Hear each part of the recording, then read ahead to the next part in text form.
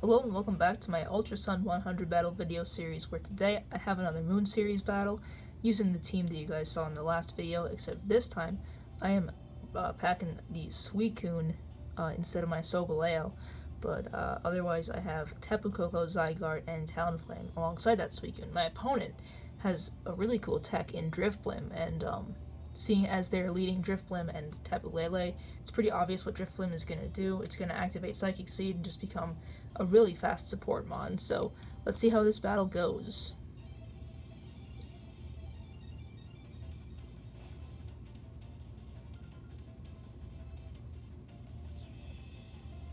So my leads are going to be Tapu Koko and my Zygarde.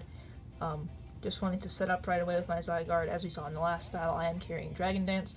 My opponent is going to lead Drifblim and Tapu Lele. I'm going to set up Electric Surge with my Tapu Koko, but it's quickly going to be overwritten by Lele's Psychic Terrain, which is really good for my opponent, as their Drifblim is going to be able to activate its Psychic Seed and raise its Spadef, which is just going to make it really hard for me to kill. And now Drifblim is actually going to reveal the Ice-Healing. My Tapu Koko is luckily going to dodge it, but it's going to knock my Zygarde right under half, which, I mean, it does suck for me because, like, we get the speed drop and everything, but it does knock me into Power Construct range, which is really good. And now I'm going to negate the speed drop by going for a Dragon Dance, getting a nice +1 in attack. And my Tapu Koko is going to go for the Choice Specs Thunderbolt and the Tapu Lele, but I'm not running the most special attack investment in the world, so it only does a little over half. And Psyshock from the Lele is going to do a ton to my Koko, but we are luckily going to be able to live. And now my Zygarde is going to activate its Power Construct, as it had been knocked right under half previously by my opponent's Icy Wind. So now we are complete form Zygarde, but I am still threatened a ton by that Tapu Lele. Going for Moonblast would just like easily take out my Zygarde, so I'm going to protect here. Drifblim is actually going to reveal Baton Pass, so it's going to pass that +1 Spadef to my opponent's Ho-Oh, actually.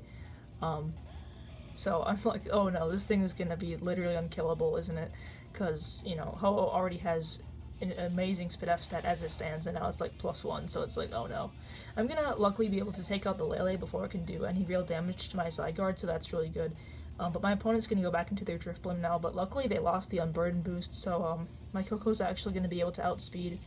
And I sent Thunderbolt into the Ho, actually, doing only a little under half, but we do get a really lucky paralysis, excuse me. And this comes into play a ton in the next few turns here, so there is a lot of hacks involved in this game, which kind of sucks, but it's just the way of things, I guess. Icy Wind's going to go into both my Pokemon, lower their speeds, taking Tapu Koko into the red as well, so that's pretty scary. And 1,000 Arrows at +1 is going to do a ton to both my opponent's Pokemon. And since they're both flying types, they're going to fall straight down. And this is where I make kind of a big mistake. So I go for E-Speed, and thinking the Ho-Oh's flying type, it's going to still be able to hit in Psychic Terrain, but no, I used 1,000 Arrows the previous turn, so now it's actually going to be immune to my E-Speed, which I thought was really funny. And Icy Wind is going to be able to go into both my Pokemon, lower their speeds even more. Koko's luckily able to live, though, and I am going to go for a Thunderbolt to knock out the Drifblim, but unfortunately Ho-Oh is going to live. Because of my stupid mistake with E-Speed, but luckily for me it is going to get fully paralyzed again, so that really sucks for my opponent. But now they're going to reveal their last, which is the Kyogre. So Kyogre can really turn games around just by being itself on the field, just a really huge threat. So this game definitely is not over.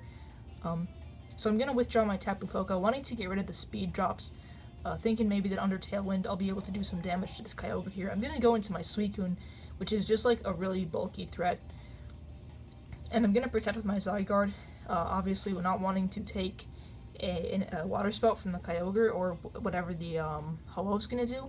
And this also is the last turn of Psychic Terrain, so I will be able to E-Speed it next turn. Water Spout's going to do a ton to my Suicune, considering how bulky Suicune is just naturally.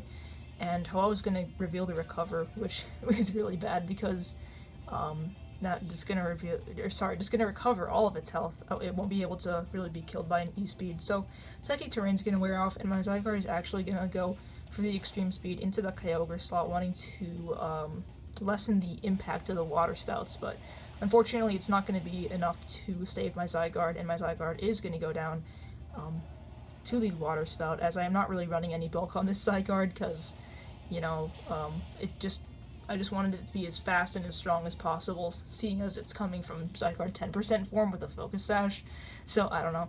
I'm going to go for a Skeleton to the Ho-Oh, which does not a lot of damage considering that it's in the rain and weak to it. But Ho is going to get fully paralyzed again, which really just sucks for my opponent. And now the Kyogre is actually going to reveal that it's not Scarf, it's going to Protect, and I definitely wasn't expecting that, so I am going to launch the Z move into the Kyogre slot with my Talonflame.